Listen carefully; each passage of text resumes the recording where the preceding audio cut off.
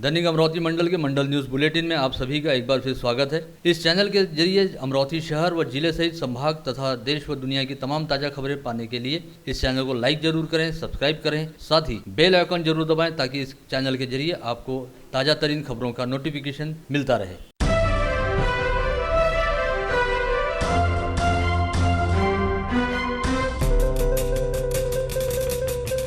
नमस्कार, दैनिक अमरावती मंडल के इस वीडियो बुलेटिन में आप सभी का स्वागत है।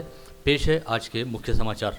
समीपस्थ परतवाड़ा से 15 किलोमीटर दूर चिखलदरा रोड स्थित धारखोरा धबधबे पर डूबने से 3 युवकों की मौत हो गई। ये तीनों युवक अमरावती परिसर निवासी बताए जाते हैं। पुलिस द्वारा दी गई प्राथमिक जानकारी के मुताबिक 3 दुपहिया वाहनों पर सवार होकर 6 युवक यहां पर पिकनिक मनाने के लिए आए थे और पानी में नहाते समय डूब जाने की वजह से गोपाल नगर परिसर निवासी 18 वर्षीय दीपक विनोद मिश्रा, नई बस्ती बडनेरा परिसर निवासी 19 वर्षीय आशीष कोटेचा तथा मसानगढ़ निवासी 18 वर्षीय विनय लक्ष्मी नारायण कुशवाहा, इन 3 युवकों की यहां मौत हो गई। वहीं इनके साथ आए श्री कृष्णा उसरेटे तथा मृतक युवकों में शामिल 3 युवकों में से एक का भाई ऋषि मिश्रा, ऐसे अन्य 3 लोगों का समावेश था। इस हादसे के बारे में जानकारी मिलते ही परतवाड़ा पुलिस तुरंत ही मौका वारदात पर पहुंची और मृतकों के शव को तुरंत तालाब से बाहर निकाला गया, जिसके बाद तीनों मृतकों के शवों को अचलपुर के उपजिला अस्पताल लेकर आया गया। यह वारदात शाम करीब 4:30 बजे के आसपास घटित बताई जाती है।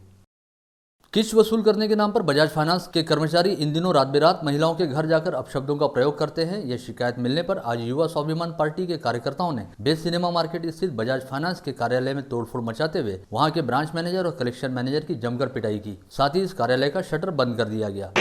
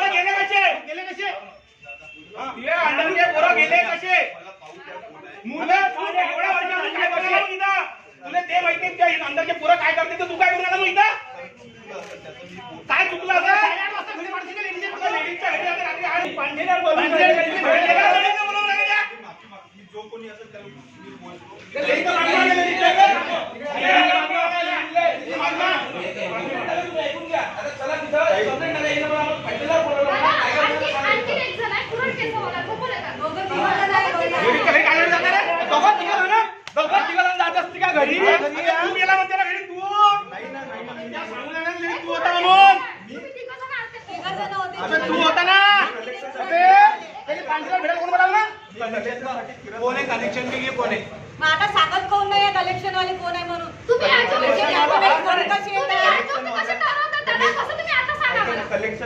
इसके अलावा चेतावनी दी गई कि यदि इसके बाद भी इस तरह की हरकतें होती हैं तो उग्र कार्यकर्ताओं द्वारा कार्यालय में आग लगा दी जाएगी। इस मामले में कंपनी के अधिकारियों के खिलाफ शिकायत देने कुछ महिलाएं सिटी कोतवाली पुलिस थाने में भी पहुंची, जिसके बाद कोतवाली पुलिस ने ब्रांच मैनेजर व कैश कलेक्शन मैनेजर को पुलिस थाने में बुलाया और उनसे पूछताछ की। जानकारी के मुताबिक बजाज फाइनेंस कंपनी से शहर की कुछ महिलाओं ने व्यावसायिक लोन लिया था और वो लोन केस बंद कराने के लिए पिछले कुछ दिनों से कार्यालय के चक्कर काट रही थी, मगर यहाँ के कर्मचारी उन महिलाओं को गलत जानकारियां देते हुए लगातार भटका रहे थे। साथ ही इन महिलाओं का आरोप है कि उन्हें इन कर्मचारियों द्वारा पानठेले पर भी बुलाया गया और लोन की किस्त वसूलने के लिए इस कार्यालय के कर्मचारी रात बिरात महिलाओं के घर जाते हैं, अपशब्दों का प्रयोग करते हैं, फोन पर धमकियां दी जाती हैं। ऐसी शिकायतें मिलने के बाद युवा स्वाभिमान पार्टी के कार्यकर्ताओं ने आज बजाज फाइनेंस कंपनी के कार्यालय में पहुंचकर तोड़फोड़ की और इस कार्यालय के मैनेजर के साथ पिटाई भी की। एका याच्यावर लेट झाला तर त्याला पण पेनल्टी लावली त्यांनी 3,000 रुपये। मी ते 9,000 कमी करायसाठी आज इथे ऑफिसमध्ये आली तर मला म्हणतात की मॅनेजर ऑफिसमध्ये नाही आहे, तो गार्डच सांगून आला। तो म्हटलं कुठे आहे, तर ते काढलेला। म्हटलं तुम्ही आवाज द्या त्याला, माझं काम नाही आहे म्हणते ते। म्हटलं मग मी जाऊन भेटू। मी एकदा त्याला भेटून आली, पुन्हा ऑफिसमध्ये आली, पण तो मला म्हणतो त्या राहुल सरांना भेटा, योगेशला भेटा। योगेश म्हणतो राहुलला भेटा। राहुल म्हणतो मी 8 दिवसाच्या सुट्टीवर आहे, जेव्हा अप्रूव्हल टाकेल तेव्हा तुम्ही या। मग आम्ही कामधंदे सोडून हेच करायचं का यांच्या मागे? त्यांच्या घरी जाऊन त्यांना धमकावण्यात येत आहे, वस्तू उचलण्याची धमकी देण्यात येते, त्यांना धमकावून त्यांच्याकडून पैसे वसूल करण्याचा पठाणी प्रकार सुरू आहे। याबाबतच्या अनेक तक्रारी युवा स्वाभिमानचे निलेश भेंडे, पराग चिमोटे यांच्याकडे आल्या असता माननीय आमदार रघु राणा यांच्या निर्देशानुसार माननीय खासदार सौ नवनीत रवणा यांच्या निर्देशानुसार आज यांनी बजाज फायनान्सच्या ऑफिसमध्ये मॅनेजरशी चर्चा करण्याच्या उद्देशाने या ठिकाणी हे लोक आले, परंतु या ठिकाणी जबाबदार कोणी उपस्थित नाही आणि जे आहेत त्यांनी आपली मगरुरी दाखवत यावर चर्चा करण्याचे सौजन्य दाखवता युवा स्वाभिमानच्या पदाधिकाऱ्यांना धमकवले आणि जेलमध्ये टाकण्याची धमकी दिली। या सगळ्या याला बळी न पडता युवा स्वाभिमान या ठिकाणी रोखठोक इशारा देत आहे की बजाज फायनान्स असो किंवा इतर कुठलाही फायनान्स असो, यांनी जर गोरगरिबांशी खेळण्याचा प्रकार चालवला तर युवा स्वाभिमान पार्टी कदापि सहन करणार नाही। 5-6 कॉल आले, कुठल्याही टायमिंगवर कॉल करतात, म्हणतात EMI भरा। आम्ही म्हटलं सर आमच्याकडे EMI भरायला पैसे नाही आहे। ते बोलले तुम्ही काही करून ॲडजस्ट करून मॅडम काहीतरी EMI भरा। मी म्हटलं आहेच नाही सर, आमची खाप्याची सोय नाही। म्हटलं आम्ही तुमची EMI कुठून भरणार आहे म्हटलं। त्याच्यात म्हटले आम्हाला तुम्ही EMI नाही भरली तुम्हाला पेनल्टी लागेल। त्याच्यानंतर त्यांनी एक ॲप्लिकेशन काढलेली आहे ऑनलाईन फॉर्म भरायची, ते मार्च महिन्यातच काढले, पण आम्हाला माहिती नव्हतं की ऑनलाईन फॉर्म तो भरून आपल्याला EMIची सूट मिळेल म्हणून। आम्हाला नंतर माहीत पडली आणि ते घरी आले त्या दिवशी आम्हाला माहीत पडली की आम्हाला ते ऑफिसमध्ये जाऊन तो फॉर्म फिलअप करायचा आहे म्हणून, त्याच्यात आम्हाला आणखीन पुढच्या महिन्याची सूट भेटणार ना। लॉकडाऊनच्या काळात आम्हाला ते पैसे मागतात, आमची खायची सोय नाही, त्यांना लाज वाटायला पाहिजे की आम्हाला ते कसे कॉल करत आहे। आणि रात्री 8:30 वाजता वेळ असते 5 वाजेपर्यंत, आम्ही काही कामानिमित्त ऑफिसला गेलो तर आम्हाला म्हणते वेळ संपली, केवळ 5:15ला गेलो तर वेळ संपली। मग तुम्ही 8:30 वाजता आमच्या घरी येतात, हे तुमचं कुठलं नियम आहे? हां, हे नियम सांगा ना मग मला। राज्यसभा में सांसदों की शपथ विधि के समय सांसद उदयन राजे भोसले द्वारा अपने पद की शपथ लेते समय जय भवानी जय शिवाजी का नारा लगाया गया। इस पर राज्यसभा के उपसभापति वेंकैया नायडू ने उन्हें ऐसा करने से मना किया था। इस घटना का वीडियो सोशल मीडिया पर वायरल होते ही शिव प्रेमियों की ओर से काफी संतप्त प्रतिक्रियाएं दी गई और अमरावती शिवसेना महानगर शाखा की ओर से उपसभापति वेंकैया नायडू व भाजपा के खिलाफ राजकमल चौराहे पर विरोध प्रदर्शन किया गया। इस समय अमरावती जिलाधिकारी कार्यालय के सामने शिव सैनिकों ने जोरदार घोषणाबाजी करते हुए वेंकैया नायडू के पोस्टर पर जमकर चप्पल जूते बरसाए। साथ ही वेंकैया नायडू मुर्दाबाद, केंद्र सरकार मुर्दाबाद नारेबाजी की। साथ ही शिवसैनिकों द्वारा जिलाधीश को ज्ञापन सौंपा गया आणि महाराजांचं नाव सुद्धा यांना चालत नाही असं हे बिगडी प्रेम भाजपचं समोर आलेलं आहे। म्हणून आम्ही सर्व शिवसेनेचे पदाधिकारी अमरावतीचे भारतीय जनता पार्टीच्या वेंकैया नायडूचं आणि भारतीय जनता पार्टीचा निषेध करण्यासाठी आज इथं आलेलो होतो आणि आम्ही सर्वांनी मिळून त्याचा निषेध केलेला आहे। त्यांचे वंशज असलेले उदयनराजे भोसले यांनी काल नवनिर्वाचित खासदार म्हणून राज्यसभेची शपथ घेताना छत्रपती शिवाजी महाराजांचा जय भवानी जय शिवाजी असा जयघोष केला आणि जयघोष करताच हा जयघोष तुम्ही तुमच्या घरी करा, हा इथं चालणार नाही असं वक्तव्य भाजप नेता असलेला व्यंकय्या नायडू यांनी केलं आणि महाराष्ट्राचा द्वेष आणि छत्रपती शिवाजी महाराजांबद्दल असलेला द्वेष भाजपने या ठिकाणी पुन्हा दाखवून दिलं। त्याकरिता यांच्या या वक्तव्याचा निषेध करण्यासाठी आज आम्ही सगळे शिवसेनेचे पदाधिकारी शिवसैनिक शिवाजी महाराजांचे सैनिक म्हणून या ठिकाणी याचा निषेध व्यक्त करतो आणि यापुढेही समोर भाजपच्या लोकांनी तात्काळ अशा गोष्टी थांबवाव्या, अन्यथा भाजपच्या कोणत्याही केंद्राच्या नेत्याला राज्याच्या नेत्याला शिवाजी महाराजांबद्दल जर असं बोलत असतील तर त्यांना राज्यात नव्हे तर या अमरावती महानगरात या अमरावती जिल्ह्यात फिरणं मुश्किल आम्ही करून टाकू। ते इथं फिरताना दिसणार नाही शिवाजी महाराजांचा अपमान केल्यावर, एवढंच या प्रसंगी सांगू इच्छितो। इस आंदोलन में सुनील खराटे, राजेश वानखड़े, दिनेश बूब, श्याम देशमुख, महानगर प्रमुख पराग गोडदे, प्रवीण अलसपुरे, श्याम धाने पाटिल, संजय शेटे सहित अन्य कई शिवसैनिक उपस्थित थे। स्थानीय मोर्शी रोड स्थित संत ज्ञानेश्वर सांस्कृतिक भवन में 80 बेड का निजी कोविड अस्पताल बनने जा रहा है। इस संदर्भ में डॉक्टर चोरडिया ने मनपा प्रशासन से सांस्कृतिक भवन में कोविड अस्पताल खोलने की अनुमति मांगी थी, लेकिन सांस्कृतिक भवन इस समय एक निजी ठेकेदार के पास संचालन हेतु दिया गया है, जिसके चलते मनपा ने डॉक्टर चोरडिया को ठेकेदार की NOC लाने हेतु एक पत्र दिया है। डॉक्टर चोरडिया को यह NOC मिलते ही सांस्कृतिक भवन में निजी कोविड अस्पताल बनने की प्रक्रिया शुरू हो जाएगी, ऐसी जानकारी मनपा सूत्रों की ओर से पता चली है।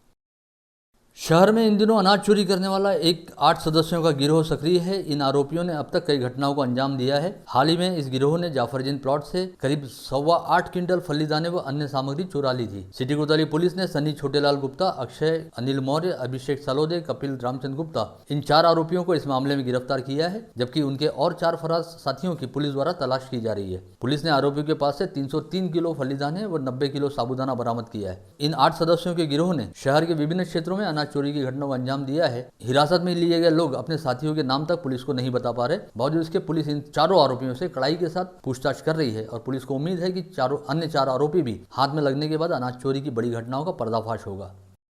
राज्य में नए शैक्षणिक सत्र को शुरू करने को लेकर काफी संभ्रम अब तक चला आ रहा था। इस संदर्भ में राज्य के शालेय शिक्षा और क्रीड़ा विभाग ने एक परिपत्रक जारी कर नए शैक्षणिक सत्र को ऑनलाइन तरीके से शुरू करने का दिशा निर्देश जारी किया है, जिसके तहत कहा गया है कि पूर्व प्राथमिक शालाएं प्रत्येक सोमवार से शुक्रवार को रोजाना 30 मिनट तक, कक्षा पहली से दूसरी तक सोमवार से शुक्रवार को प्रत्येक दिन 30 मिनट तक 2 सत्रों में, कक्षा तीसरी से 8वीं तक प्रत्येक दिवस 45 मिनट के 2 सत्रों में और कक्षा 9वीं से 12वीं तक प्रत्येक दिवस 45 मिनट के 4 सत्रों में ऑनलाइन तरीके से चलाई जाएंगी। इस दौरान इन विद्यार्थियों के पालकों से भी शिक्षकों द्वारा संवाद साधा जाएगा और एक्टिविटी बेस्ड लर्निंग पर विशेष तौर पर ध्यान दिया जाएगा। वहीं दूसरी ओर राज्य के शिक्षा विभाग द्वारा कक्षा 9वीं और 11वीं के विद्यार्थियों के लिए एक बड़ी राहत दी गई है। बता दें कि कोरोना से उपजे हालात के चलते इस बार कक्षा 9वीं व कक्षा 11वीं के अनुत्तीर्ण विद्यार्थियों की दोबारा परीक्षा लेना संभव नहीं है। ऐसे में इन विद्यार्थियों के शैक्षणिक सत्र का नुकसान न हो, इस बात के मद्देनजर राज्य के शिक्षा विभाग ने ऐसे विद्यार्थियों हेतु एक शानदार अवसर उपलब्ध कराया है, जिसके तहत अब अनुत्तीर्ण विद्यार्थियों की आगामी 7 अगस्त तक शाला में बुलाकर अथवा वीडियो कॉन्फ्रेंसिंग के जरिए मौखिक परीक्षा होगी, जिसमें उत्तीर्ण होने वाले विद्यार्थियों को जारी शैक्षणिक सत्र में कक्षा 10वीं व कक्षा 12वीं में प्रवेश दिया जाएगा।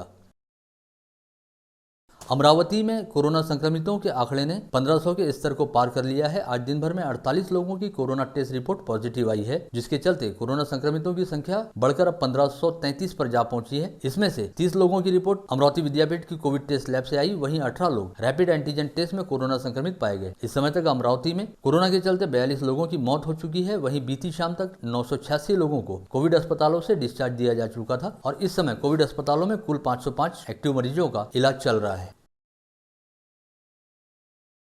विगत दिनों मायके गई अपनी पत्नी को वापस लाने की जिद करने वाले शराबी बेटे ने पोहरा गांव निवासी अपने पिता पर लोहे की रॉड से हमला कर उसे पीट कर मार डाला। यह सनसनीखेज घटना फ्रेजरपुरा पुलिस थाना क्षेत्र में घटी। पुलिस ने जानकारी दी है, पोहरा निवासी राजू पांचबुद्धे का अपने पिता मारोतराव पांचबुद्धे से आए दिन किसी न किसी बात को लेकर झगड़ा हुआ करता था। ये दोनों पिता पुत्र अलग अलग मकान में अड़ोस पड़ोस में ही रहते थे। राजू की शादी 18 वर्ष पहले हुई थी और उसे शराब पीने की लत थी, साथ ही वो मानसिक रूप से कुछ बीमार था, जिसके चलते विगत 1-1.5 वर्ष पूर्व राजू की पत्नी उसे छोड़कर मायके चलेगी। तब से राजू का आए दिन अपने माता पिता के साथ झगड़ा होता था और वह अपने पत्नी व बच्चों को वापस लाने की मांग करता था। बीती रात भी पिता पुत्र में इसी बात को लेकर काफी झगड़ा हुआ और राजू ने तैश में आकर अपने पिता पर लोहे की रॉड से हमला किया, जिसके चलते बुरी तरह लहूलुहान मारोतराव पांचबुद्धे को गंभीर अवस्था में इलाज के लिए अस्पताल पहुंचाया गया, मगर तब तक मारोतराव पांचबुद्धे की मौत हो गई थी। इसके बाद घर में छिपकर बैठे आरोपी बेटे को पुलिस ने गिरफ्तार किया है।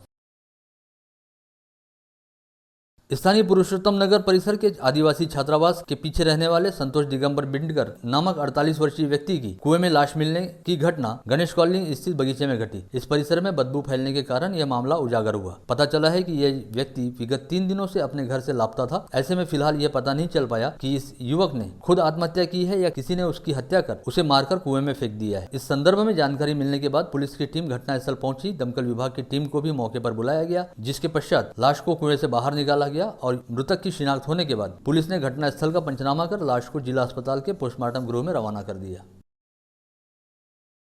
इस समय समूचे देश में कोरोना के खतरे को देखते हुए लॉकडाउन वाले हालात जारी हैं और लंबी दूरी की यात्राओं पर प्रतिबंध लगाया गया है। इसका सीधा असर भाई बहन के प्रेम के प्रतीक को लेकर मनाए जाने वाले रक्षाबंधन पर्व पर भी पड़ता दिखाई दे रहा है। जारी हालात के चलते हर कोई अपने अपने स्थान पर रहकर ही राखी का पर्व मनाएगा, ऐसी स्पष्ट संभावना है। यद्यपि शहर के बाजारों में इस समय अलग अलग तरह की डिजाइनर राखियां उपलब्ध होना शुरू हो गई हैं, किंतु बाजार में पूरी तरह से सन्नाटा है और हर कोई कोरोना की बीमारी से डरा हुआ है। ऐसे में इस बार संभावना है कि कोरोना व लॉकडाउन के चलते राखी का पर्व भी डिजिटल स्वरूप में ऑनलाइन तरीके से मनाया जाएगा, जिसके चलते ऑनलाइन बाजार में डिजिटल राखियों की काफी मांग दिखाई दे रही है।